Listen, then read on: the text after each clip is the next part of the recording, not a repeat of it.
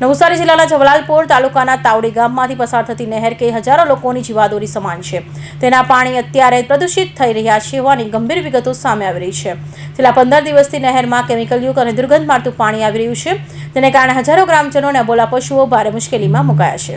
આ દ્રશ્યો છે તવડી ગામમાં આવેલી નહેરમાં, જ્યાં છેલ્લા 15 દિવસથી પાણીનો રંગ અને સ્વાદ બદલાઈ ચૂક્યો છે. સામાન્ય રીતે જે પાણી લોકોને તરસ છીપાવતું હતું તે પાણી આજે ગટરના પાણી જેવી ભયાનક દુર્ગંધ મારી રહ્યું છે. સ્થાનિકોના જણાવ્યા અનુસાર નહેરના પાણીમાં મોટો પ્રમાણમાં કેમિકલયુક્ત કચરો છોડવામાં આવી રહ્યો છે, જેને કારણે પીવા પાણી કે વપરાશ કરવા લાયક રહ્યું નથી. ખાડીમાંથી આવતું પાણી તળાવમાં ઠાલવી અને ગ્રામજનોને આપવામાં આવે છે, પરંતુ હાલ પાણી પીવા લાયક રહ્યું નથી. મારું નામ મિતેશ કુમાર નગીનભાઈ પટેલ છે. હું તવડીનો રહેવાસી છું. છેલ્લા 5-7 દિવસથી અમારા ગામમાં કેમિકલ વાળું બ્લેક પાણી આવે છે. જે પાણી અમારા ગામમાં પીવા માટે, ઢોરો માટે અને ખેતી માટે ઉપયોગમાં થાય છે. હાલમાં એવી પરિસ્થિતિ છે કે ના પીવામાં પાણી કામ આવે છે, ના ઢોરને કામ આવે છે અને ના ખેતીમાં કામ આવે છે.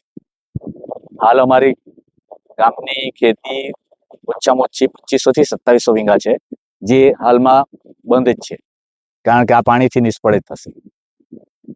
દૂષિત પાણીની આ સમસ્યા માત્ર થોડા લોકો પૂરતી સીમિત નથી. આ નહેરના પાણી ગામના પતાળ તળાવમાં એકઠા કરીને આશરે 2500 થી 2600 જેટલા લોકોને પીવા અને વપરાશ માટે પૂરું પાડવામાં આવે છે. આ ઉપરાંત અંદાજે 2500 વીઘા જેટલી ખેતી લાયક જમીન પણ સિંચાઈ માટે આ જ પાણી પર નિર્ભર છે. પાણી દૂષિત થતાં હવે લોકોની સાથે સાથે ખેતીના પાકને પણ મોટું નુકસાન થવાની ભીતિ સેવાઈ રહી છે. હાલ તો પાણીના સેમ્પલ લેવાની તજવીજ હાથ ધરવામાં આવી છે અને લઈબમાં તપાસથી મોકલવામાં આવ્યા છે કે જો પહેલીવારની તપાસમાં પાણી દૂષિત હોવાનું પણ સામે આવ્યું છે, જેને લઈ સરપંચ દ્વારા મરોલી પોલીસ સ્ટેશન, મામલતદાર, અન્ય સંબંધિત અધિકારીઓને લેખિતમાં રજૂઆત પણ કરી છે. મારું નામ રીનાબેન આશીષભાઈ પટેલ છે. હું તવડીની સરપંચ છું. આશરે અઠવાડિયાથી આ નહેરના પાણીમાં કેમિકલયુક્ત પાણી આવી રહ્યું છે. આ પાણી ખૂબ જ દુર્ગંધદાયક તેમજ અશુદ્ધિ ભરેલું દેખાય છે.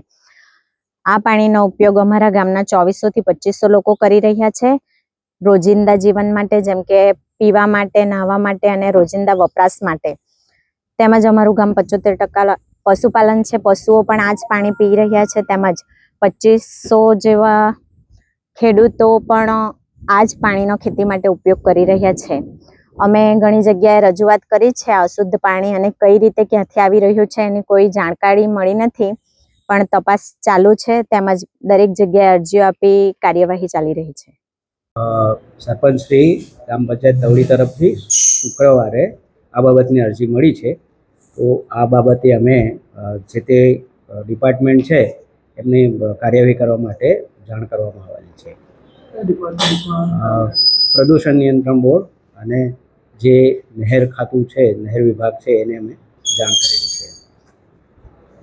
મુશ્કેલી અહીં જ ખતમ નથી થતી. આ વિસ્તારના આશરે 75% લોકો પશુપાલન સાથે સંકળાયેલા છે. ગામના તેમજ આજુબાજુના ગામના બોલા પશુઓ પણ આ નહેર કિનારે ચરવા અને પાણી પીવા માટે આવે છે. ત્યારે કેમિકલયુક્ત પાણી પીવાથી પશુઓના આરોગ્ય સામે પણ મોટું જોખમ ઊભું થયું છે. ગ્રામજનોએ મામલતદાર અને સિંચાઈ વિભાગના દ્વારા ખખડાવ્યા છે. ત્યારે જોવાનું એ રહે છે કે તંત્ર ક્યારે જાગે છે અને આ દૂષણ ફેલાવનાર તત્વો સામે શું પગલાં લેવાય છે. Bureau report, Hind TV news, Surat.